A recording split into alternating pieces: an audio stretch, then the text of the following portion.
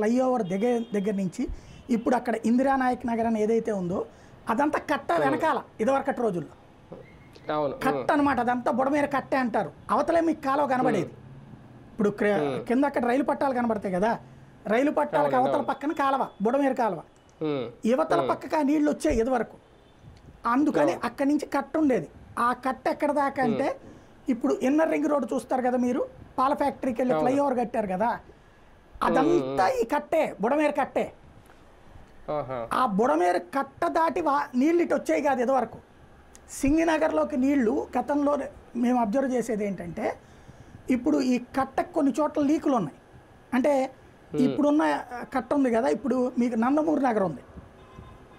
ఆ నందమూరి నగర్ ఏంటి, మెయిన్ కట్ట కోసేసి రోడ్డు వేసేసారు.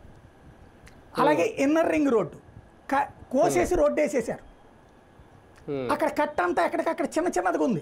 మీరు చూస్తే ఇప్పటికీ అక్కడ కట్ట కనబడుతుంటుంది. ఆ కట్ట మీద కూరగాయలు పండ్లు అమ్ముకునే వాళ్ళు, లేకపోతే ఆ గుళ్ళు, మసీదు ఇవన్నీ కూడా ఉన్నాయి దాని మీద. ఎక్కడికక్కడ అవి పెట్టారు పైన.